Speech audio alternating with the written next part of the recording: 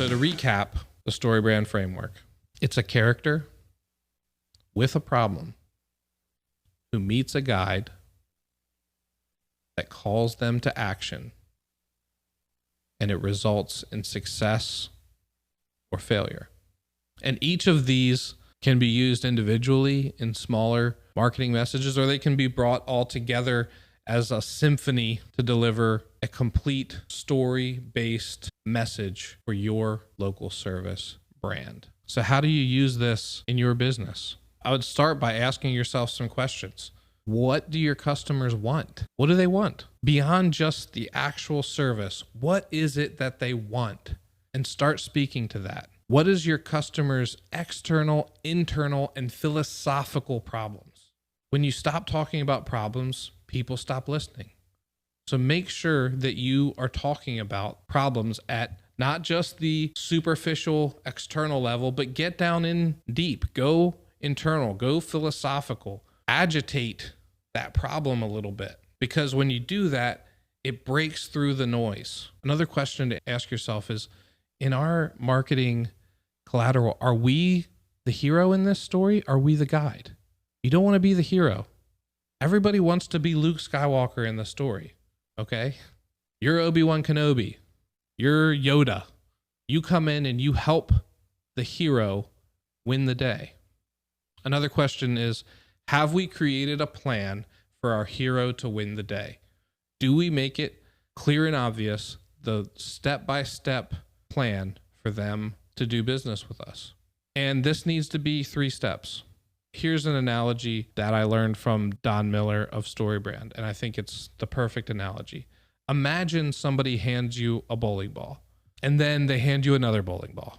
So you've got a bowling ball in both hands, and then they hand you a third bowling ball. Do you think you can hold that ball? Probably. You know, you kind of create a little triangle, cradle them all together. You got 3 bowling balls right now.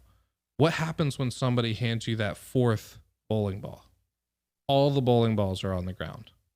So one of the reasons that we like to use 3 steps, and really in our messaging, we're thinking in terms of 3s over and over again, because the human brain can only hold on to so much information. In the same way that clarity cuts through noise, if you hand them too many bowling balls, too many points, too many ideas, you end up confusing them, and they drop all the ideas. They drop all the bowling balls.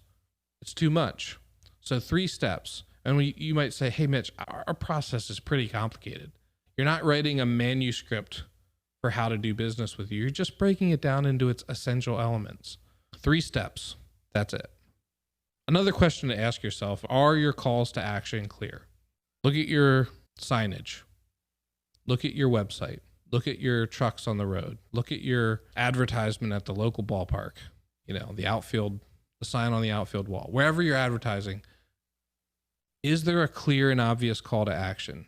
Not just a phone number. I hope there's a phone number. Sometimes that's not even there, but not just a website, but something to schedule your appointment. Call here. To get your free quote, visit our website. That's a call to action. That's using words to compel people to demonstrate that there's an exchange here beyond just the phone number or the website. Another question to ask is, have we helped our hero imagine how we can improve their lives? Do we state our argument for how we make their lives better, more successful? And the other side of that coin is, have we identified the consequences we're helping them avoid? Whether the villain is another company in town, or a cheaper alternative, or a more expensive alternative, have we identified the consequences of not doing business with you? So how to brand your business. That's what this whole podcast is about, right? How do you brand your local service company so that you can get away from the business mentality and get to a brand mentality? It all starts with message. Your message, the words that you use to describe your services, is where it all starts.